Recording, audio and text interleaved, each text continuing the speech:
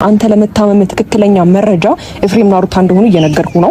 እሱን ደግሞ ከመንገርም በላይ ደግሞ መረጃ ይዘን መተናል። አሁን ላይ ስልካችን ላይ ነው ያለነው። ታየዋለህ።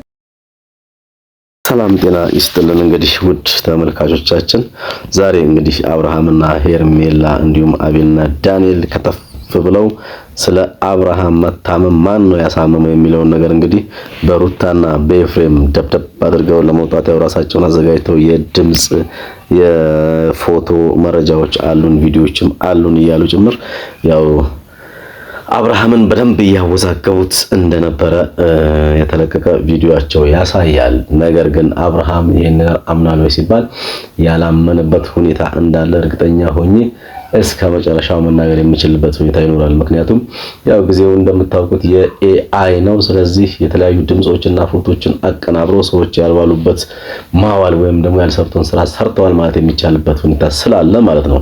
ሰላም ጤና ይስጥልን። እንግዲህ ውድ ተመልካቾቻችንና አድማጮቻችን ቤቱን ሰብስክራይብ ያላደረጋችሁ ያው ሰብስክራይብ በማድረግ እንድትከተሉን እየጠየቅን ለሌሎች ደግሞ እንዲደርስ ላይክ ሼር ታደርጉ ዘንድ እንጠይቃለን። ይህን ስታደርጉ በዚህ ሚዲያ አዳዲስ ቪዲዮዎችን በየዕለቱ ታገኛላችሁና ቤቱን በደንብ እንዲያድግ የእናንተ ድጋፍ ሁልጊዜም ከጎናችን እንዳይለይ እንጠይቃለን።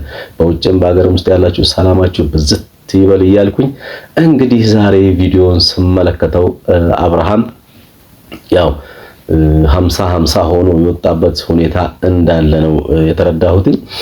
የሄርሜላ ተንኮልና እንግዲህ የጓደኞቿ ተንኮል ምን ያህል ጥግ እንደደረሰ ያው የሚያሳይበት ሁኔታም ጀምር እንደነበረ የሚያሳይ ነው። ምክንያቱም ያው ሩታን ከአብርሃም ለመለየት ሩታና ዳንኤል ሌሎችም ያው አብረው የተለያየ ድምጽ በማዘጋጀት የተለያየ ቪዲዮ በማዘጋጀት የተለያየ ፎቶ በማዘጋጀት እንግዲህ የትላንት ጥፋታቸውን ያው ለኤፍሬምና ለሄርሜላ ለሩታ ለመስጠት ራሳቸውን ያዘጋጁ ይመስላል። ስለዚህ አብርሃም ይሄን ነገር አምኖ እውነት ሩታን ይጣላል ወይም ደግሞ ከሩታ ጋር ያለውን ነገር ያቋርጣል ወይ ሲባል በጣም አወዛጋቢ ሁኔታዎች እንደሚገጥሙ የሚያሳውቅ ነው። ስለዚህ እስኪ እንግዲህ ቪዲዮውን የተወሰነ ተመለከቱና እናንተም የራሳችሁን ሐሳብ አስተያየት ሰጡበታላችሁ ማለት ነው።